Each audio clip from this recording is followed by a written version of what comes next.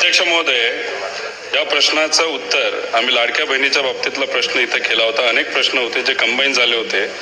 त्याच्यामध्ये एक प्रश्न होता, म्हणजे माझे तसे 3 प्रश्न आहेत. त्यातला पहिला प्रश्न असा आहे की आमच्या या माता भगिनींना तुम्ही जे लाडकी बहीण योजना दिलेली आहे ती योजना देण्यासाठी तुम्ही अंगणवाडी सेविकांचा वेळेचा वापर हा फॉर्म भरण्यासाठी तिथं केला होता आणि प्रोत्साहन म्हणून त्यांना तिथं 50 रुपये तुम्ही देणार होता.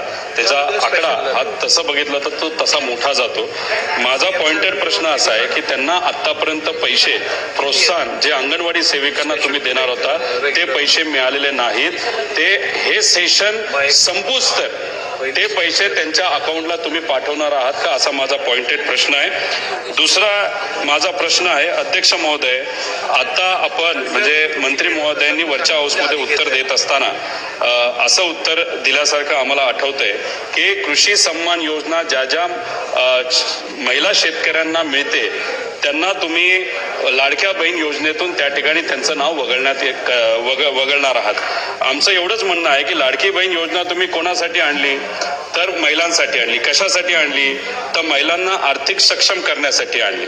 आता याच्यामध्ये केंद्र सरकार ही कृषी सन्मान योजना का देते तर शेतकऱ्यांना अनेक अडचणी असतात. सोयाबीनचे भाव टिकत नाहीत, तिथं फर्टिलायझरचे भाव वाढलेले आहेत, खर्च परवडत नाही, म्हणून शेतकऱ्याला सक्षम करण्यासाठी तो पैसा तिथं दिला जातो. तर आमचं मत असं आहे की हे 2 योजना मिक्स न करता तुम्ही जी योजना लाडक्या बहिणीसाठी दिलेली आहे, कारण का इलेक्शनच्या काळामध्ये या महिलांना अध्यक्ष महोदय महत्वाचं आहे, कृषी सन्मान योजना ज्यांना दिली जात होती तो आकडा तुमच्याकडे असताना त्यांची नावं असताना सुद्धा अशा 20 ते 25 लाख महिलांना तुम्ही ही लाडकी बहीण योजना दिली.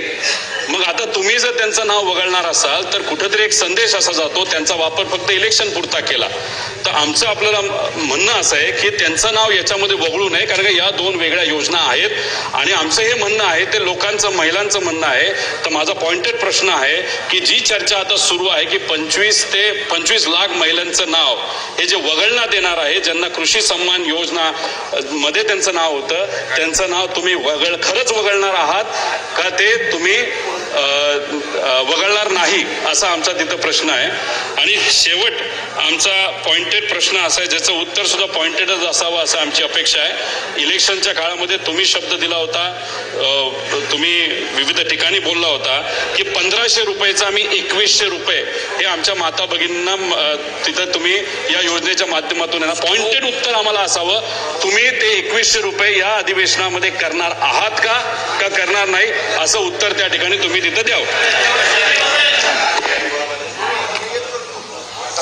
अध्यक्ष महोदय, पहिला प्रश्न जो सन्मान्य सदस्य रोहितजींनी या ठिकाणी विचारला, आम्ही ज्या वेळेला मुख्यमंत्री माझी लाडकी बहीण ही योजना घोषित केली त्यावेळेला अंगणवाडी सेविका ज्या पात्र लाभार्थ्यांचे फॉर्म भरतील त्यांना त्या ठिकाणी या संदर्भातले इन्सेंटिव्ह हे देण्यात येईल अशा पद्धतीची घोषणा केलेली होती. तरतूद ही त्या योजनेच्या अंतर्गत केली आणि जवळपास 31 कोटीपेक्षा अधिक जी इन्सेंटिव्हची रक्कम आहे ही प्रत्येक जिल्ह्याच्या महिला कार्यक्रम बालविकासचे जे जिल्हा कार्यक्रम अधिकारी आहेत त्यांच्या इथं जमा केलेली आहे आणि जवळपास 26 जिल्ह्यांपेक्षा अधिक त्या ठिकाणी जिल्ह्यांमधल्या ज्या अंगणवाडी सेविका आहेत यांच्या खात्यामध्ये ती जमा होण्याची सुरुवात सुद्धा झालेली आहे.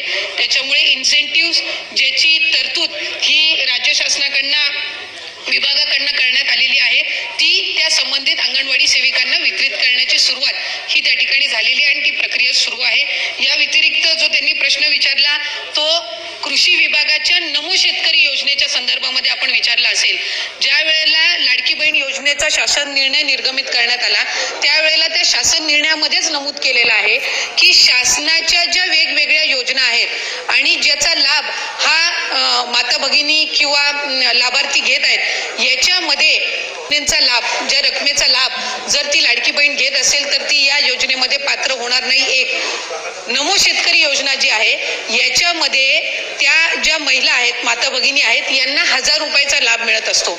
त्याची जी वरची 500ची कॅपिंग आहे म्हणजे ती शासन निर्णयामध्ये सुरुवातीच्या नमूद केलेली आहे की किमान 1500चा लाभ हा शासनाचा प्रत्येक लाडक्या बहिणीपर्यंत पोहोचला पाहिजे आणि त्यानुसार नमो शेतकरी योजनेच्या ज्या लाभार्थी आहेत या साधारणपणे 5.5 ते 6 लाख आहेत. त्यांना या योजनेतून वगळण्यात आलेलं नाहीये, फक्त तर त्यांना 1000 रुपये हे नमो शेतकरी योजनेतून मिळतात आणि वरचे 500 जे आहेत हे आपल्या लाडक्या बहीण योजनेच्या माध्यमातून मिळत असतात. त्याच्यामुळे त्या संदर्भातलं कुठलंही वगळण्यात आलेलं नाही. 20-25 लाखचा जो आकडा आहे हा माध्यमांकडून किंवा अशाच पद्धतीनं अफवांच्या इथून आलेला आहे. हा कुठलाही आमच्या विभागाने किंवा शासनाकडून आजपर्यंत तशा पद्धतीचा आकडा काही दिलेला नाही. अध्यक्ष महोदय, आपल्या माध्यमातून मला सभागृहाला त्या ठिकाणी नमूद करायचं आहे की ऑक्टोबर 2024 मध्ये ज्या वेळेला आचारसंहितेच्या आधीचा लाभ वितरित करण्यात आला होता त्या लाभार्थ्यांची संख्या 2,33,64,000 सुमारे इतकी होती. फेब्रुवारी महिन्यामध्ये जो आता आपण लाभ वितरित केला त्याची संख्या ही साधारणपणे 2,47,00,000 आहे. याचा अर्थ असा की आचारसंहितेच्या आधी 2,33,00,000 होती आणि आता 2,47,00,000 आपण महिलांना लाभ हा त्यांच्या खात्यामध्ये जमा केलेला आहे. आणि 2100च्या संदर्भातला जो निर्णय आहे, महायुतीच्या सरकारने ही महत्वाकांक्षी योजना आणलेली आहे आणि महिलांना 1500चा लाभ वितरित करणारी महायुतीचं सरकार हे एकमेव सरकार आहे. त्याच्यामुळे त्यांच्या आयुष्यामध्ये हा जो आनंद आहे हा अशाच पद्धतीने ही योजना राहणार आहे. आणि 2100च्या संदर्भातला योग्य तो निर्णय आमचे मुख्यमंत्री देवेंद्र फडणवीस साहेब आणि दोन्ही उपमुख्यमंत्री योग्य वेळी घेतील. लाडक्या बहिणींची फसवणूक होणार नाही ही दक्षता निश्चितपणाने